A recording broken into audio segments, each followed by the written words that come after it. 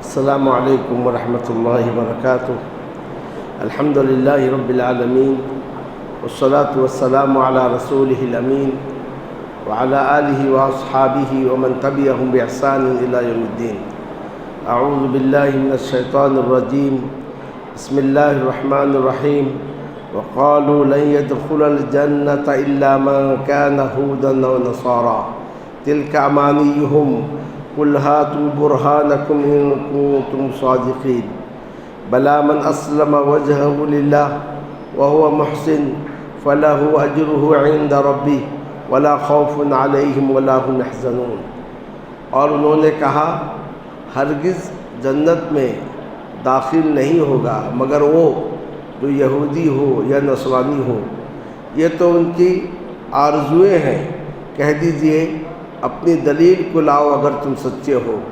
کیوں نہیں جو اپنے چہرے کو اللہ کے سامنے جھکا دے اور وہ نیکوکار ہو تو اس کے لیے اس کے رب کے پاس اجر ہے، نہ ان پر کوئی خوف ہوگا اور نہ وہ غمزدہ ہوں گے۔ برادران اسلام و خواتین، ابھی تک یہود کی عہد شکنیوں اور ان کی شرارتوں کا تذکرہ ہوا تھا۔ یہاں سے یہود کی بعض خوش فہمیوں کا تذکرہ کیا جا رہا ہے اور جس فریب نفس میں مبتلا تھے اسے بتایا جا رہا ہے۔ یہود اپنے تعلق سے یہ کہہ رہے تھے، جیسا کہ اس سے پہلے بتایا گیا تھا، ہم اللہ کے بیٹے ہیں، ہم اللہ عز و جل کے چہیتے ہیں، جنت ہمارے لیے ہے۔ یہی دعویٰ نصارہ بھی اپنے لیے کرتے تھے۔ تو اللہ عز و جل نے ان کی اس خوش فہمیوں کا تذکرہ کر کے ان پر رد کیا ہے۔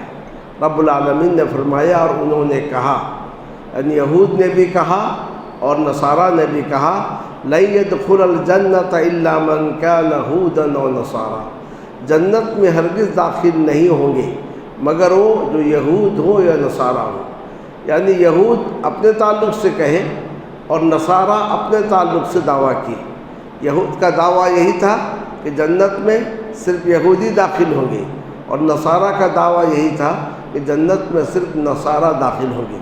قرآن مجید نے مختصر الفاظ میں ان پر رد کیا، کہا تلک امانیہم، یہ بس ان کی خواہشات ہیں، یا کہ ان کی خوش فہمیاں ہیں، اس کی حقیقت سے کوئی تعلق نہیں ہے۔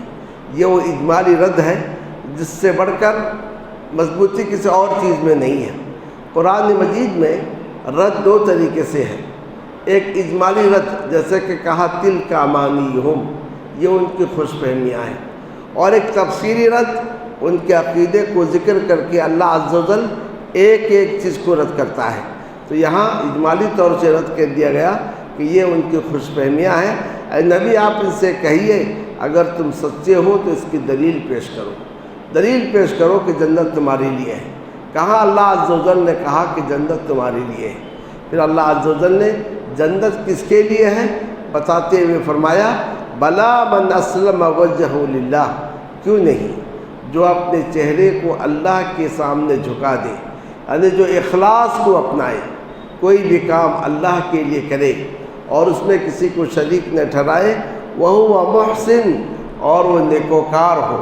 نیکوکار کا مطلب یہ ہے کہ سنت کا پابند ہو، سنت کی اتباع کرے، فَلَهُ أَجْرُهُ عِنْدَ رَبِّهِ، اس کے لیے اس کے رب کے پاس اجر ہے، نہ ان پر مستقبل کا کوئی خوف ہے، نہ وہ ماضی کا کوئی غم کرتے ہیں۔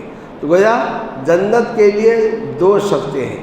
پہلی شرط ہے اسلام الوجہ، یعنی اخلاص، جیسا کہ روزہ ہے تو روزہ کے اجر کے لیے دو چیزیں چاہیے۔ پہلی چیز اخلاص، روزہ میں ریاکاری نہ ہو، دکھاوا نہ ہو، روزہ آپ اللہ کے لیے رکھیں۔ اور دوسری چیز ہے متابعت، اتباع۔ متابعت اتباع کا مطلب یہ ہے کہ روزہ اس طرح سے رکھیں جیسا کہ نبی اکرم صلی اللہ علیہ وسلم نے بتلایا ہے۔ تو یہ دو چیزیں جب جمع ہو جاتی ہیں تو اعمال قبول ہوتے ہیں۔ تو اللہ عز و جل نے یہود و نصارہ پہ رد کیا کہ یہودی بننے سے یا نصرانی بننے سے کوئی جنت میں نہیں جائے گا۔ جنت میں جانے کے لیے دو بنیادی شرطیں ہیں، پہلی شرط ہے اخلاص اور دوسری چیز ہے متابعت۔ اس کے بعد اللہ عز و جل نے یہود و نصارہ کے آپس کے تنازع کا ذکر کیا۔ وقالت الیہود لیست النصارى علی شیء، یہود نے کہا نصارہ کسی چیز پر نہیں ہے، یعنی نصارہ برحق نہیں ہے۔ وقالت النصارى لیست الیہود علی شیء، اور نصارہ نے کہا یہود بھی کسی چیز پر نہیں ہے۔ وہم یتلون الکتاب، حالانکہ وہ کتاب کی تلاوت کرتے ہیں۔ تو اللہ عز و جل نے یہود و نصارہ کی فضیحت کرتے ہوئے کہہ رہا ہے کہ ان کو دیکھو، جو جنت کے دعویدار ہیں، ان میں سے ہر ایک دوسرے کو باطل قرار دے رہا ہے۔ یہود کہہ رہے ہیں نصارہ حق پر نہیں ہے، نصارہ کہہ رہے ہیں یہود حق پر نہیں ہے، حالانکہ یہ دونوں فرقے ایسے ہیں جن کے پاس آسمانی کتاب ہے اور آسمانی کتاب کی تلاوت کرتے ہیں۔ یہود کے پاس تورات ہے، اس تورات میں عیسیٰ علیہ السلام کا تذکرہ ہے، اور عیسیٰ علیہ السلام کو جو کتاب دی گئی اس کا بھی تذکرہ موجود ہے۔ اور نصارہ کے پاس انجیل ہے، اور اس انجیل میں موسیٰ علیہ السلام کا تذکرہ ہے۔ جب ان دونوں کی کتابوں میں ایک دوسرے کا تذکرہ ہے، پھر یہ کیسے کہہ سکتے ہیں کہ تم باطل پر ہو، اور وہ کیسے کہہ سکتے ہیں کہ تم باطل پر ہو؟ كَذَلِكَ قَالَ الَّذِينَ لَا يَعْلَمُونَ مِثْلَ قَوْلِهِمْ، ایسا ہی انہوں نے کہا جو علم نہیں رکھتے ہیں ان کے قول کے جیسے۔ یہ کون لوگ ہیں جو علم نہیں رکھتے ہیں؟ یہ مشرکین عرب ہیں۔ تو مشرکین عرب بھی ایسے ہی دعویٰ کرتے تھے، ہم حق پر ہیں، محمد صلی اللہ علیہ وسلم اور ان کے ماننے والے بے دین ہیں، اور کہتے تھے کہ آخرت تو ہے ہی نہیں، اور آخرت ہو تب ہمارے لیے ہی جنت ہے، جیسے آج ہمارے یہاں سرداری ملی ہے، قیامت کے روز بھی ہمیں سرداری ملے گی۔ تو اللہ عز و جل نے ان تینوں کے دعووں کا تذکرہ کیا، یہود کا، نصارہ کا اور مشرکین کا، اور اس کے بعد فرمایا فاللہ یحکم بینہم یوم القیامۃ فیما کانوا فیہ یختلفون، اللہ عز و جل قیامت کے روز ان کے درمیان فیصلہ کرے گا ان چیزوں میں جن میں وہ اختلاف میں پڑے ہوئے تھے۔ تو فیصلے کا دن آنے والا ہے، اس روز ان ساروں کو اپنے حقیقت کا اور اپنے دعوے کا علم ہو جائے گا۔ اب اس کے بعد اللہ عز و جل نے مشرکین مکہ کا جب ذکر آیا تو اسی مناسبت سے ایک چیز کا ذکر کیا، وہ یہ ہے کہ مشرکین مکہ مسلمانوں کو مسجد حرام میں نماز پڑھنے سے منع کرتے تھے۔ ایک تو یہ ہے کہ انہوں نے اہل حق کو مکے سے نکال دیا، اور دوسری بات یہ ہوئی کہ جب حدیبیہ کے موقع پر رسول اکرم صلی اللہ علیہ وسلم عمرہ کے لیے آئے تو انہوں نے حدود حرم میں داخل ہونے سے روک دیا، تو نبی صلی اللہ علیہ وسلم میدان حدیبیہ میں ٹھہرے رہے، اور انہوں نے کہا ہم انہیں مکہ میں داخل ہونے نہیں دیں گے، کعبے کا طواف کرنے نہیں دیں گے جنہوں نے ہمارے آبا اور اجداد کو قتل کیا ہے۔ تو اللہ عز و جل نے جواب میں کہا وَمَنْ أَظْلَمُ، اس سے بڑھ کر ظالم کون ہو سکتا ہے، مِمَّن مَنْعَ مَسَاجِدَ اللَّهِ أَن يُذْكَرَ فِيهَا اسْمُهُ، جو اللہ کے مسجدوں میں اس کے نام کے ذکر کیے جانے سے منع کرتا ہے اور اس کے ویران کرنے میں کوشش کرتا ہے۔ أُولَٰئِكَ مَا كَانَ لَهُمْ أَن يَدْخُلُوهَا إِلَّا خَائِفِينَ، یہ وہ لوگ ہیں جنہیں یہ زیب نہیں دیتا ہے کہ وہ مسجد حرام میں ان مساجد میں داخل ہوں مگر ڈرتے ہوئے، ان کے لیے دنیا میں رسوائی ہے اور ان کے لیے آخرت میں عذاب عظیم ہے۔ تو یہاں پر مشرکین کو وعید سنائی گئی کہ تم جو حرکت کر رہے ہیں مسلمانوں کے ساتھ بہت بڑا ظلم ہے۔ مسلمان مکہ کیوں آ رہے ہیں، کعبے میں داخل کیوں ہونا چاہتے ہیں؟ اللہ کا نام، اللہ کا ذکر کرنے کے لیے، اس کے نام کو لینے کے لیے، طواف کرنے کے لیے، تم اس سے انہیں روک رہے ہو۔ اس سے بڑھ کر ظلم کیا ہے کہ اللہ کے مسجدوں میں اللہ کا نام لیے جانے سے روکا جائے۔ اور دوسری بات یہ ہے کہ تم مسجد کو ویران کرنے میں لگے ہوئے ہو۔ مسجد کی ویرانی کا مطلب یہ نہیں ہے کہ مسجد کو منہدم کر دیا جائے، مسجد کو گرا دیا جائے، نہیں، یعنی مسجد میں ایسے پابندیاں لگا دی جائیں جس کی وجہ سے لوگ یہاں آ کر اللہ کا ذکر نہ کر سکیں۔ اسی لیے حدیث شریف میں ہے، نبی صلی اللہ علیہ وسلم نے حکم دیا محلے محلے میں مسجد بنائی جائے، لیکن مسجد کو پاک و صاف رکھا جائے، مسجد کو خوشبوؤں سے بسایا جائے، اور ہر اس چیز سے منع کیا ہے کہ جس کی وجہ سے لوگ مسجد آنے سے کترائیں۔ لہسن کھانے سے منع کیا، پیاز کھا کر آنے سے منع کیا، کیونکہ اس سے منہ سے بدبو نکلتی ہے، مصلی کو تکلیف ہوتی ہے، تو مصلی یا مسجد سے دور جا سکتا ہے۔ اور اسی طریقے سے مسجد میں خرید و فروخت سے منع کیا، مسجد میں گمشدگی کے اعلان سے منع کیا۔ ان ساری چیزوں سے منع کرنے کا مقصد یہ ہے کہ مسجد میں آنے سے کوئی رکاوٹ پیدا نہ ہو۔ تو کہا اس سے بڑھ کر ظالم کون ہے جو اللہ کے مساجد میں اس کے نام کے ذکر کرنے سے منع کرے اور اس کے ویرانی میں کوشش کرے۔ تو گویا جو مسجد میں آنے میں پابندی لگا رہا ہے وہ حقیقت میں مسجد کو ویران کر رہا ہے۔ تو ایسے لوگوں کو چاہیے کہ مسجد میں داخل نہ ہو مگر ڈرتے ہوئے، خوف کھاتے ہوئے۔ گویا اس میں مسلمانوں کو خوشخبری ہے، جلد ہی وہ دن آنے والا ہے جبکہ یہ لوگ مسجد حرام میں داخل ہوتے ہوئے ڈریں گے، خوف محسوس کریں گے، اور مسجد حرام تمہارے ہاتھ میں ہوگا۔ اور اس کے 2 سال کے بعد ہی جب مکہ فتح ہوا تو مکہ فتح ہونے کے بعد مسلمانوں کا مکے پر مسلمانوں کی حکومت ہو گئی، اور نبی صلی اللہ علیہ وسلم نے اعلان کر دیا کہ اب کوئی مشرک مسجد حرام میں داخل نہیں ہو سکتا ہے، کوئی مشرک کوئی شخص ننگا کعبۃ اللہ کا طواف نہیں کر سکتا ہے۔ وہ اس طریقے سے اس میں مسلمانوں کو خوشخبری دی گئی کہ چند سالوں کی بات ہے، پھر یہ مسجد حرام تمہارے ہی اختیار میں، تمہارے قبضے میں ہوگا۔ اب اس کے بعد اللہ عز و جل نے مسلمانوں کو تسلی دی کہ وَلِلَّهِ الْمَشْرِقُ وَالْمَغْرِبُ، اللہ ہی کے لیے مشرق اور مغرب ہے۔ فَأَيْنَمَا تُوَلُّوا فَثَمَّ وَجْهُ اللَّهِ، جدھر بھی تم رخ کرو ادھر اللہ کا چہرہ ہے، بے شک اللہ کشادگی والا ہے، خوب جاننے والا ہے۔ اس آیت کے تعلق سے بہت سارے اقوال ہیں۔ ایک تو یہ ہے کہ جب مسلمان مکہ سے ہجرت کر کے مدینہ گئے تو بیت المقدس کی طرف منہ کر کے نماز پڑھ رہے تھے، پہلے قبلہ وہی تھا، تو مسلمانوں کو بڑی تکلیف ہوتی تھی کہ کعبۃ اللہ کے بجائے وہ بیت المقدس کی جانب رخ کر کے نماز پڑھتے ہیں۔ مکے میں جب تھے تو اس طرح سے نماز پڑھ رہے تھے کہ ان کے اور بیت المقدس کے درمیان میں کعبہ تھا، لیکن جب مدینہ چلے گئے تو پھر کیا ہوا، بیت المقدس کے مکے کی طرف پیٹھ ہو گئی اور مسجد اقصیٰ کی جانب، بیت المقدس کی جانب ان کا چہرہ ہو گیا۔ تو اس پر کہا گیا مشرق اور مغرب سب اللہ کے لیے ہے، تمہیں جو حکم ہے اسے کرو، جدھر بھی تم رخ کرو ادھر اللہ تعالیٰ کا چہرہ ہے۔ یا پھر اس میں کہا گیا کہ جب تم سفر میں رہو اور جو سواری میں نفل نماز وغیرہ پڑھتے رہو تو گویا جدھر بھی سواری کا چہرہ ہو جائے تو کوئی فرق نہیں پڑتا ہے، مشرق و مغرب سب اللہ عز و جل کے لیے ہے۔ اور اسی طریقے سے کوئی شخص اگر ہوائی جہاز وغیرہ میں سفر کر رہا ہے اور دوران سفر ممکن ہے قبلہ بدل جائے تو اس سے بھی پریشان ہونے کی بات نہیں ہے، کیونکہ مشرق اور مغرب سب اللہ تعالیٰ کے لیے ہے۔ اب اس کے بعد پھر مشرکین پر رد کیا جا رہا ہے، مشرکین پر بھی اور یہود و نصارہ پر بھی۔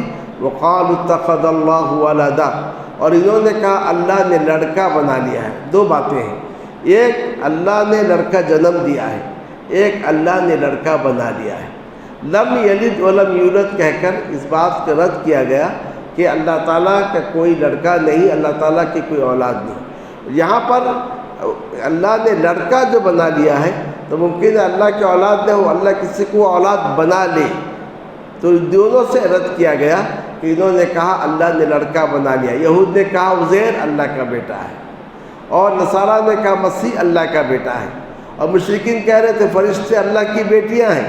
سبحانہ، اللہ کی پاکی ہو، بلکہ اسی کے لیے وہ تمام چیزیں ہیں جو آسمان اور زمین میں ہیں، سارے کے سارے اس کے اطاعت گزار ہیں۔ یہاں اللہ تعالیٰ نے فرمایا کہ اللہ کا کوئی لڑکا کیسے ہو سکتا ہے؟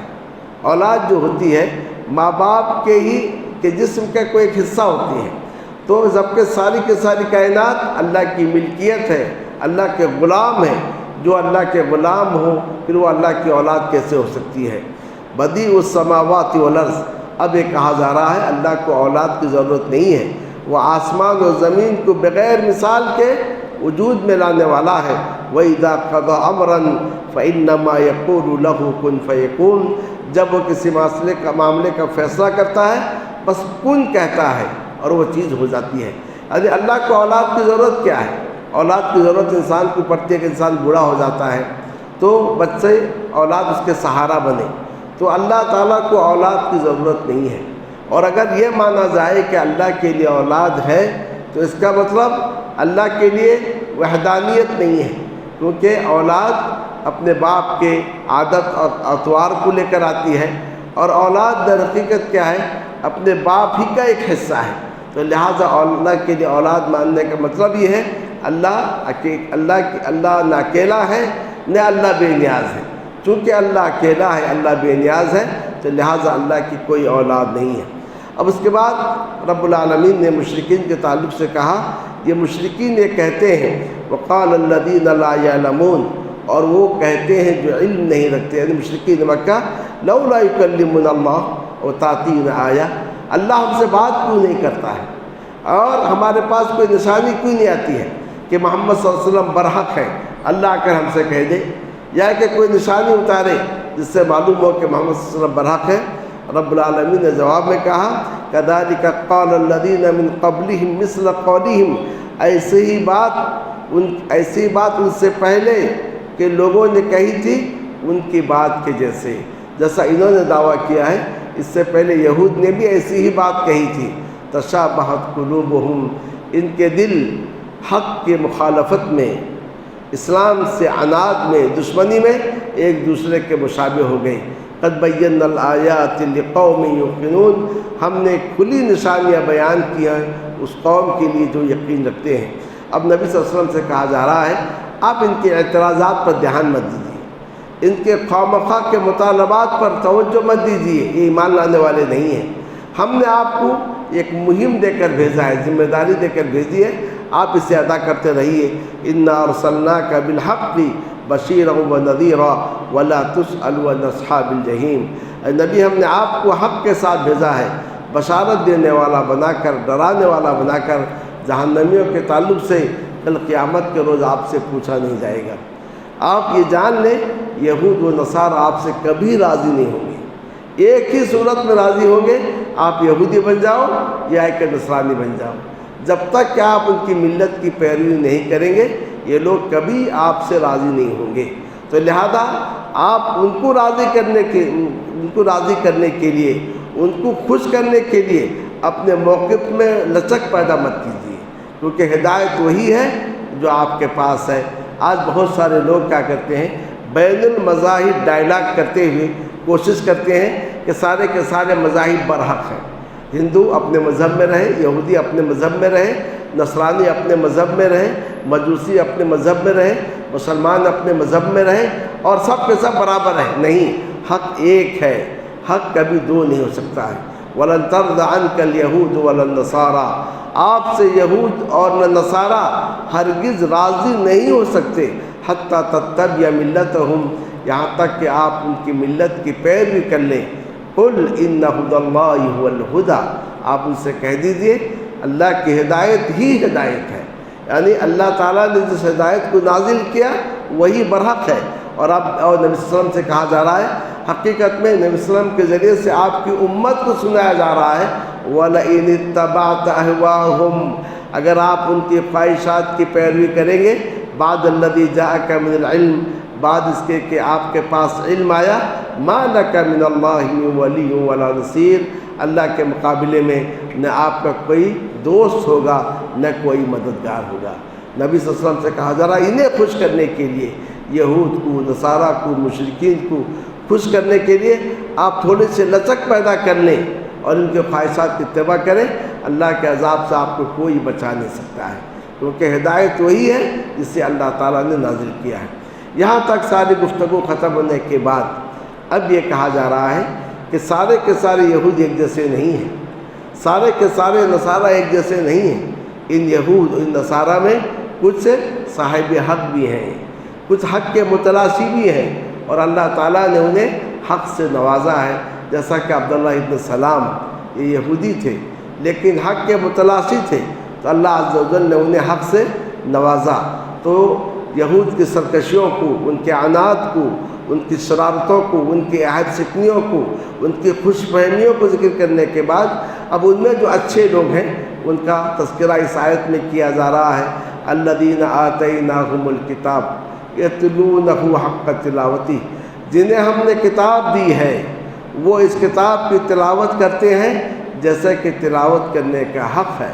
اولئک یؤمنون بہ، وہی اس پر ایمان لاتے ہیں۔ ومن یکفر بہ فَأُولَٰئِكَ هُمُ الْخَاسِرُونَ، اور جو اس کا انکار کرے وہی خسارہ اٹھانے والے ہیں۔ کتاب کی تلاوت کا حق کا مطلب کیا ہے کہ کتاب مجید کی تلاوت کرتے ہوئے اس میں غور کیا جائے، تدبر کیا جائے، توجہ کے ساتھ پڑھا جائے۔ جب جنت کا ذکر آئے اللہ سے جنت مانگے، جب جہنم کا ذکر آئے اللہ سے جہنم کی پناہ مانگے، اور اس کتاب کی کسی چیز کو چھپائے نہیں، ساری کی ساری چیزوں کو لوگوں تک پہنچا دے، اور اس طریقے سے اس کتاب پر عمل کرے۔ یہ ساری کی ساری چیزیں اس کی تلاوت میں داخل ہیں کہ اس کی تلاوت ویسی کریں جیسا کہ اس کا حق ہے۔ اب آخر میں اللہ عز و جل پھر سے بنو اسرائیل کو دعوت دے رہا ہے کہ اے بنو اسرائیل، تم نے اتنی شرارتیں کی، عہد شکنیاں کی، لیکن اس کے باوجود اب میں تمہیں دعوت دے رہا ہوں کہ میری نعمت کو یاد کرو جو میں نے تم پر کیا تھا، اور میں نے تمہیں سارے جہاں پر فضیلت دی تھی۔ تو لہٰذا اس کا تقاضا یہ ہے اس نبی محمد صلی اللہ علیہ وسلم پر ایمان لاؤ، اور اس کتاب قرآن مجید پر ایمان لاؤ۔ یا بنی اسرائیل اذکروا نعمتی التی انعمت علیکم وانی فضلتکم علی العالمین، اے اسرائیل کی اولاد میری نعمت کو یاد کرو جو میں نے تم پر کیا تھا، اور بے شک میں نے تمہیں سارے جہاں پر فضیلت دی تھی۔ واتقوا یوما لا تجزی نفس عن نفس شیئا، اس دن سے بچو جس دن کوئی نفس کسی نفس کا بدلہ دینے، کسی نفس کا کام نہیں آ سکتا، اور نہ ولا يقبل من عدل، اور نہ اس سے کوئی معاوضہ لیا جائے گا، اور نہ کوئی اس سے فدیہ لیا جائے گا، اور نہ کوئی سفارش کام دے گی، اور نہ وہ مدد کیے جائیں گے۔ یعنی قیامت سے بچو، قیامت کے روز کوئی کسی کا کام لے سکتا ہے، وہاں کوئی فدیہ دے کر کسی کو چھڑا دے سکتا ہے، وہاں کسی کی شفاعت نہیں چلے گی جب تک کہ اللہ کی جانب سے اجازت نہ ہو، اور جس کے لیے سفارش کی جائے اللہ اس سے راضی نہ ہو۔ وہاں کوئی ایسی جتھا نہیں ہے کہ وہ اپنے دوست کو یا کہ اپنے ساتھی کو، کنبہ والے کو اللہ کے عذاب سے چھڑا لے گا۔ تو لہٰذا قیامت سے بچتے ہوئے زندگی گزارو۔ یہاں تک بنو اسرائیل کا قصہ ختم ہوا۔ اب اس کے بعد اللہ عز و جل ابراہیم علیہ السلام کا تذکرہ کر رہا ہے کہ وہ ابراہیم جو تمہارے جد امجد تھے، جن کے جانب تم اپنے آپ کو منسوب کرتے ہو، دیکھو ابراہیم کی سیرت کیا تھی، ابراہیم کا راستہ کیا تھا، اور تم کس راستے پہ چل رہے ہو۔ انشاءاللہ آئندہ کل اگلی آیتوں کی تفسیر ہوگی۔ اللہ رب العالمین سے میری دعا ہے کہ اللہ عز و جل ہمیں قرآن مجید کے فہم کی توفیق عطا فرمائے، اور جو کچھ ہم سنتے ہیں اللہ عز و جل ان باتوں پر ہمیں عمل کرنے کی توفیق عطا فرمائے، اور اس کتاب مجید کو ہمارے لیے روز محشر شفاعت کا ذریعہ بنائے۔ وصلی اللہ تعالی علی النبی الکریم وعلی آلہ واصحابہ اجمعین۔